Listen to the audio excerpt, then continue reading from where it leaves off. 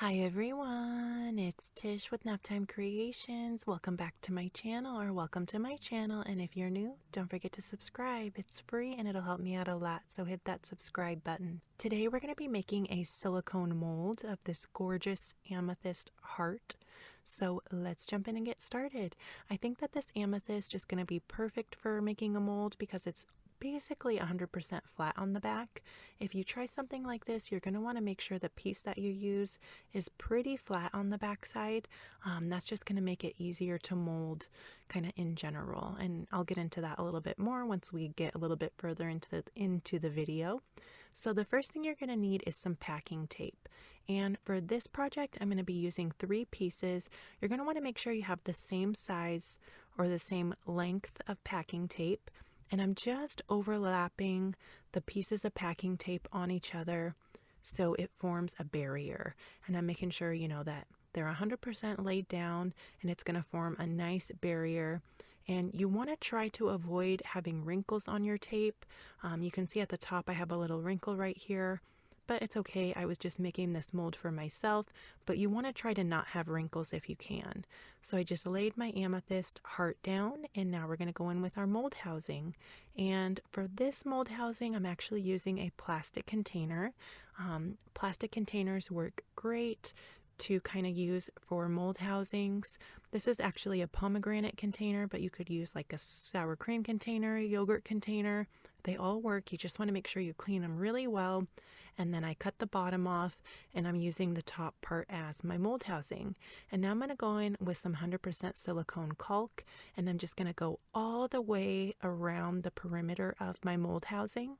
And this is going to prevent any silicone from leaking out. It's going to keep the silicone inside the mold housing. Some people use hot glue for this. I have tried hot glue before and it has leaked on me, so I decided to use silicone instead, and that works out really well. I let it dry overnight, and now we're going to go in and mix up our silicone rubber. So this silicone rubber kit is actually from S RESIN. It comes with a part A and a part B, and you have to measure equal parts, and it has to be measured by weight. So you do need a digital scale, and this kit comes with really detailed instructions as well, which is nice.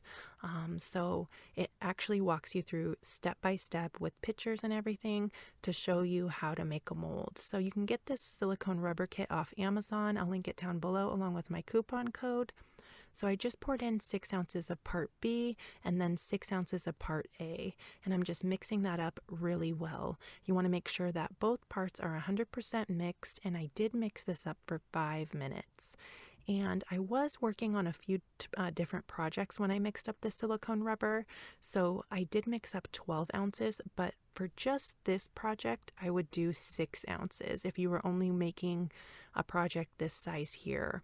And that's because this stone is actually really deep, so I think 6 ounces would be the perfect amount. So I mixed up all my silicone, and then I'm holding it really high up above my cup, or above my mold housing, so I can pour it at a slow, kind of really thin stream. That's going to help the bubbles pop as you're pouring it down over your blank or your stone or whatever you're making a mold of. And you can see that the bubbles are popping really nicely on their own. It's degassing all by itself. You don't have to add any heat to it or torch. You don't have to add any heat to this silicone rubber. The bubbles degas really nicely all by themselves. So here we are the next day. I covered it up, let it dry for 24 hours, and we're ready to kind of pop it out of the mold, I guess, or take the mold apart. So we're going to pull off the tape first, and then some of that silicone caulk might come off. That's totally fine. You can take that off too, or hot glue if you decide to go the hot glue route. Just pull that right off of your mold housing.